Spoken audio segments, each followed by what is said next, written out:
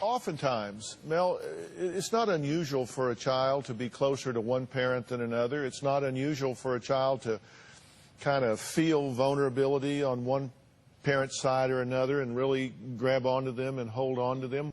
I don't think that's what we're talking about. I think what we're talking about is much more severe, and I have to say, I think it must be horrific to see your own child express this passionate hatred of you and to know you did nothing to warrant it. Your child won't talk to you. He won't look at you. He won't spend a single moment alone with you, and nothing that you say or do makes a difference. It has to be the most helpless feeling. How do you decide that this is the mother that's doing the poisoning instead of it just being a 14-year-old that has become a teenager and thinks he's now the man of the house and just on his own decides to resent you and what you represent? It didn't start at 14. It started at 5 and 6 and 7. She started a campaign years ago to get him not to be with me. She was just under the radar.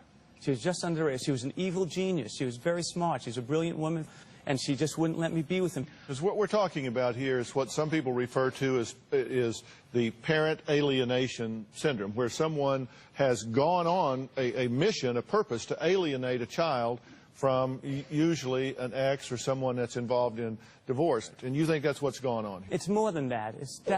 There's alienation in all divorces to a degree, but when they engage the child to be part of this alienation, that's what makes it a parental alienation syndrome. What's happening here and what's so serious in my mind is a child is made to feel that expressing love or feeling love for one parent amounts to a betrayal of the other parent. Now, excuse me, I think that's a disgusting thing to do to a child. I think it's child abuse, and the psychologists tell me that left untreated, that can lead to long-term serious psychological harm. This is serious. Clearly, it's serious if a child is estranged from either one of their parents, whether it's the father or the mother. It would make no difference to me whether you were the target or she was the target.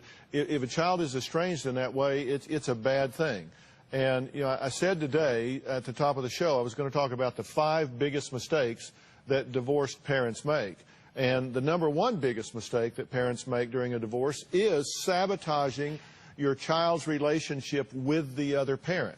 Because what happens now is a parent is running their agenda and taking their distaste, their hatred, their rage, their bitterness for their ex, and they're using their child in that, and so the child winds up in the middle of it. It is the cardinal rule of divorce not to say anything bad about your ex to your child. But again, we're talking about something where there is a campaign of denigration, and a child is made to feel guilty if he even starts to reconcile with the other parent. And I just want to say that there is a solution, and there is, but healing has to take place. It's not natural for a child not to love both parents. A child has to love both parents, and when one parent stops that for no reason except for selfish reasons, it's unhealthy. Into a fight, when you have anger or angst towards your ex or soon-to-be ex, and you use the child as a pawn, like if you can play good cop and make them bad cop, get them to love you, then you're not suggesting that doesn't happen, right? Why would they do that, Dr. Phil?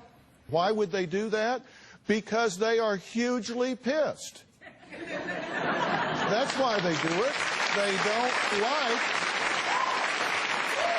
They don't like this person anymore, and they see the child's affiliation with the other parent as being at their expense. And I've seen just as many women do it as men, just as many men do it as women, and the kids get caught in the middle, and whatever you call it, that's a bad thing for the child.